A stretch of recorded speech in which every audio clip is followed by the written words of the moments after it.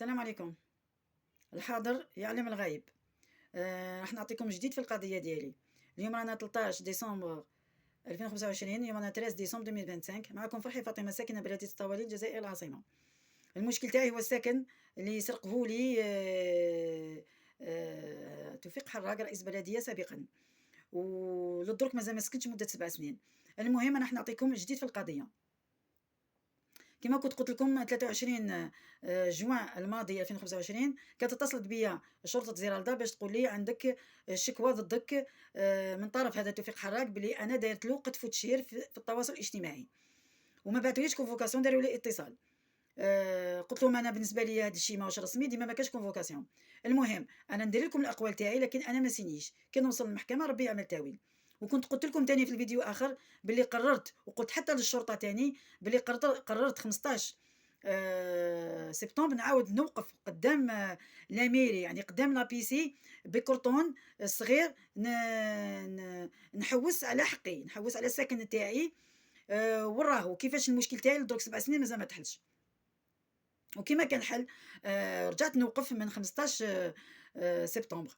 الوغ وجديد انه 11 ديسمبر 2025 الماضي محضر القضاء اتصلت بيا باش تقول لي اروحي تدي الشكوى تاعك ضدك باش تحضر لي الجلسه ديالك. انا كي وصلت عندها 11 باش نجيب الورقه اكتشفت باللي كانت عندي جلسه اولى في بدايه ديسمبر وانا ما حضرتهاش. وعلاش ما اتصلوش بيا وعلى ما حضرتش ولا ما وصلوليش الله اعلم. المهم الجلسه مأجله للشهر المقبل جونفي 2026. هذه هي القضيه، ولا هذا هو جديد في القضيه تاعي.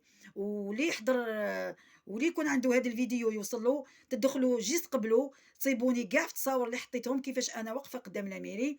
واللي يحب يعرف القصه تاعي كيفاش دايره وين واش فيها واش دايره، لازم تدخلوا البروفيل تسمعوا القصه تاعي. انا عطيتكم جديد برك باش نقول لكم راهي القضيه زغتت، وحتكون عندي جلسه تقذف وتشهير على هذا توفيق حراق. بيزار لو كنت تدخلوا في التصاور تفهموا باللي كاع الناس اللي صورتهم اللي كانوا باينين في التصاور انا غطيتهم. انا نعرف باللي القانون باللي ما لازمش نشهروا ونقذفوا بالانسان، لكن مسؤول ما عندوش حاجه يسموها تشهير. انت مسؤول، نهضر عليك كيما نحب. والقذف تما ربي يعمل تاويل يبان واش قلت عليه. وكنت درت انا القذف وشنو هو، قلت لكم كلش في الفيديوهات. المهم هذا هو جديد، الجلسه الشهر المقبل. مي وش يكون في الجلسه نعاود ندير لكم فيديو ونقول لكم واش كاين. هذه هي، شكرا.